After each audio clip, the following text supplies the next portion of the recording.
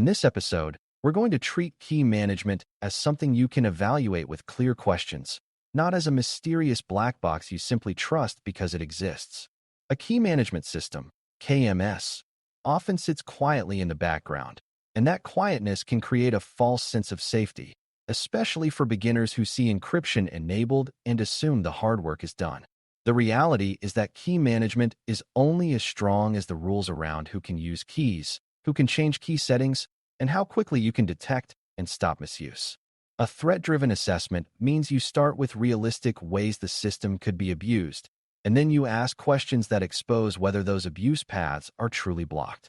That approach is powerful because it turns a long list of settings into a smaller set of high-impact decisions you can defend. By the end, you should be able to look at a KMS posture and ask the kinds of questions that reveal hidden gaps before an attacker or auditor does. Before we continue, a quick note. This audio course is a companion to our course companion books. The first book is about the exam and provides detailed information on how to pass it best. The second book is a Kindle-only ebook that contains 1,000 flashcards that can be used on your mobile device or Kindle. Check them both out at cyber.author.me in the Bare Metal Study Guide series. A useful first step is understanding what threat-driven really means in this context, because it is easy to confuse it with being paranoid or imagining extreme scenarios. Threat-driven assessment is simply the practice of evaluating controls based on plausible attacker goals and plausible attacker paths, rather than based only on whether a feature exists. Attackers want outcomes like decrypting sensitive data, encrypting data for extortion, hiding evidence of key use, or changing key policy to widen access. They also want stealth and persistence, meaning they want their access to last and to be hard to detect. When you assess KMS posture, you are really assessing whether the environment prevents those outcomes or at least makes them difficult and visible. This is why questions matter so much, because a good question forces clarity about boundaries, ownership, and evidence. If you only ask whether encryption is enabled, you miss the deeper question of who can cause decryption to happen. A strong threat-driven question set begins by asking what data and systems the KMS is protecting, because you cannot assess posture without knowing what is at stake.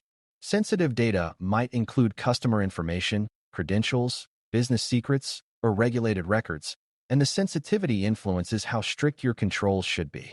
You also need to know where the data lives, because key usage patterns differ for storage, databases, and application-level encryption. Another part of this question is whether all sensitive data relies on the same keys or whether keys are segmented, because segmentation strongly affects blast radius. If a single key protects many unrelated datasets, then one key misuse event can have broad impact. If keys are separated by environment, application, or data category, the same misuse may be contained. A threat-driven assessment makes you map protection scope so you can see whether key design choices match the value of what is being protected.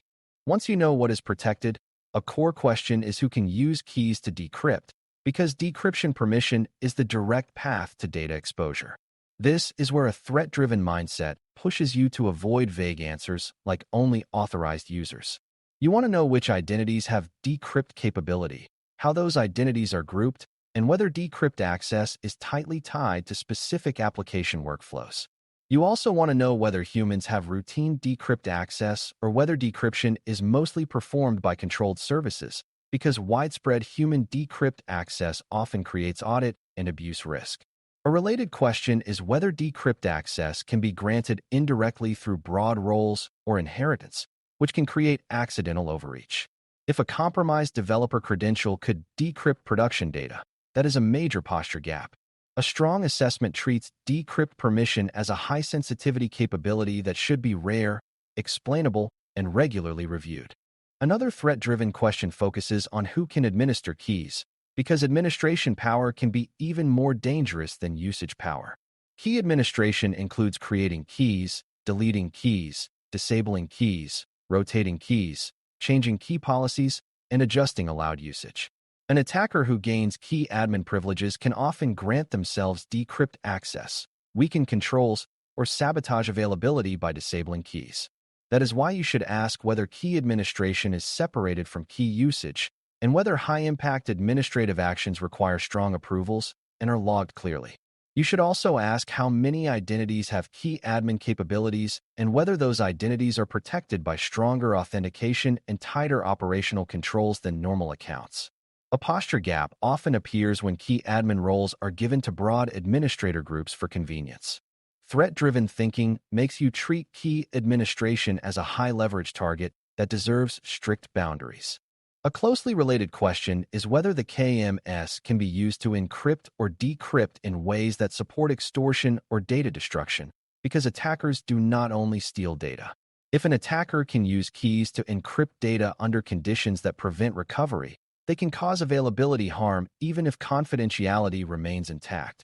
If an attacker can disable keys or delete key material, systems may fail, data may become unreadable, and recovery may become slow or impossible. Threat-driven assessment asks what controls prevent destructive key operations, what protections exist against accidental deletion, and what recovery options are available if something goes wrong. You want to know whether the environment can restore access safely if a key is disabled, and whether key deletion is guarded strongly.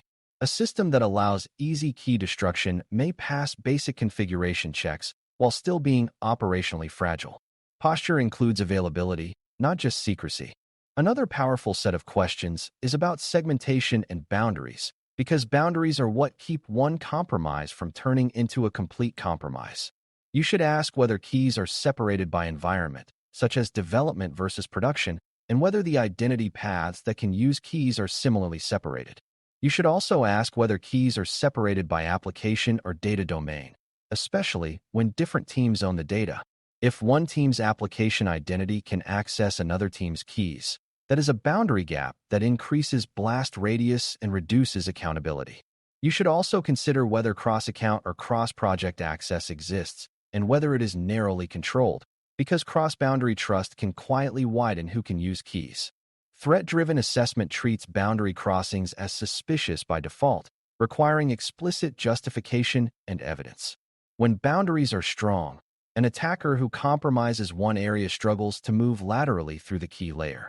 Key lifecycle is another assessment area where threat-driven questions reveal gaps that simple checklists may miss.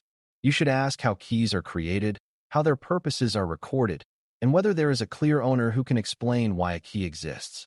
You should ask whether keys are rotated on a disciplined schedule and whether rotation is tested so it does not cause outages that lead to security rollbacks.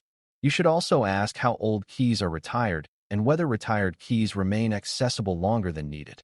From a threat perspective, long-lived keys with long-lived access are attractive because they give attackers stable power. You also want to know how quickly you can rotate or restrict a key if you suspect compromise, because speed matters during incident response. A posture gap often appears when lifecycle policies exist on paper but are not practiced, leaving keys and permissions to accumulate over time. A threat-driven assessment must also ask about monitoring and evidence, because even strong controls can fail silently if you do not notice misuse.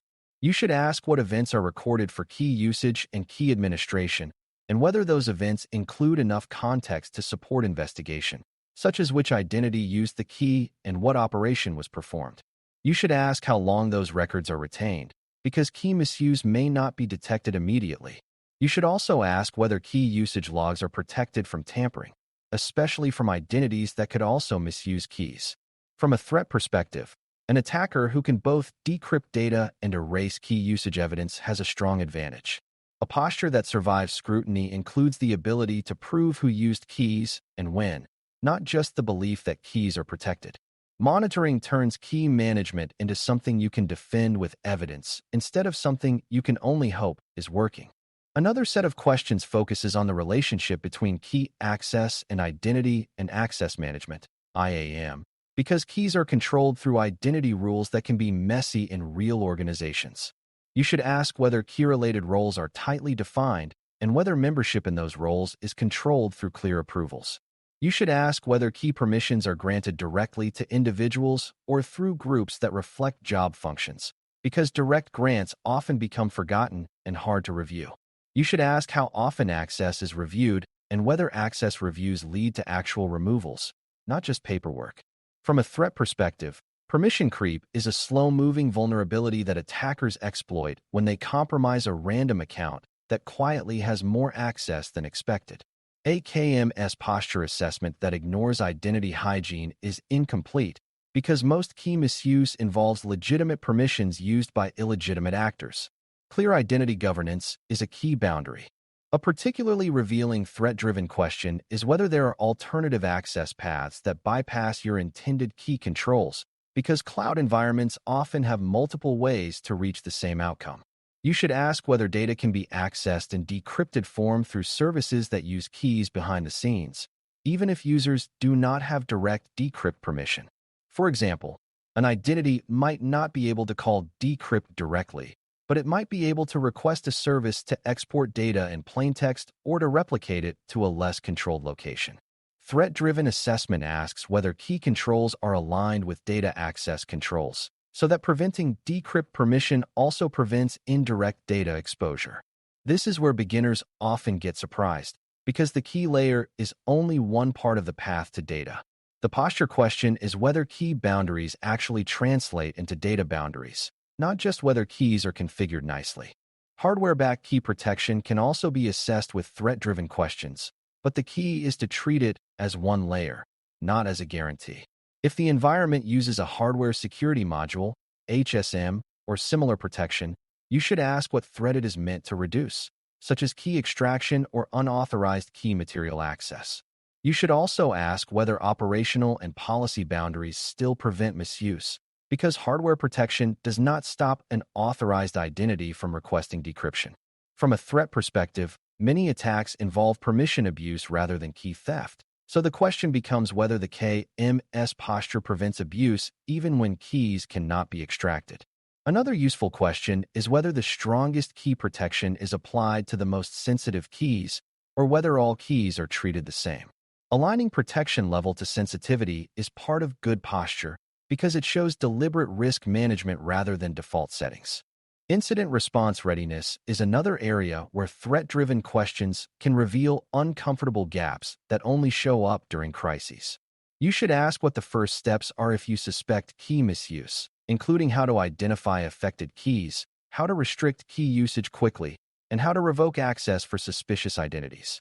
You should ask how you would prove what happened, using key usage records and administrative change records, and whether those records are accessible during an emergency.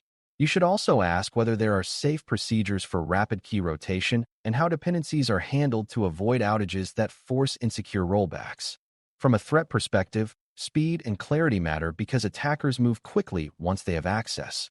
A KMS posture that looks good in calm times but collapses into chaos under pressure is not truly strong. Threat-driven assessment checks for operational muscle, not just configuration. A final set of threat-driven questions is about governance and change control, because many key management failures begin as well-meaning changes that were not reviewed carefully. You should ask who is allowed to change key policies, how those changes are approved, and whether changes are reviewed after the fact for correctness. You should ask whether there is a practice of documenting why a key policy is the way it is, because undocumented policies are hard to defend and easy to weaken accidentally. You should also ask whether exceptions exist, how they are approved, and whether they are time-limited and reviewed. From a threat perspective, attackers sometimes create their own exceptions by modifying policy, and if the environment is already full of informal exceptions, the malicious ones blend in. Governance discipline makes policy changes rare, visible, and accountable, which improves both security and audit readiness. Strong posture is often the result of boring, consistent governance. By now, the main idea should feel clear. Assessing KMS security posture is not about memorizing every setting, but about asking questions that map directly to attacker goals and realistic failure modes. You ask what data and systems are protected, who can decrypt, who can administer keys, and whether destructive actions are prevented and recoverable. You examine boundaries across environments and teams, lifecycle discipline, monitoring and evidence quality, and the identity governance that underpins every permission. You look for bypass paths where data can be exposed indirectly even if direct decrypt permission is limited, and you evaluate strong key protection layers without treating them as magic. You test readiness for incidents, and you scrutinize governance, so policy changes remain controlled and explainable. When you use these threat-driven questions, gaps become easier to see, and fixing them becomes more focused because you understand what risk each gap creates. This approach helps you reason through exam scenarios with confidence, and, more importantly, it gives you a practical method for evaluating key management in any cloud environment without relying on wishful thinking. Thanks for listening. For more audio courses, daily newsletters, and more, please visit baremetalcyber.com.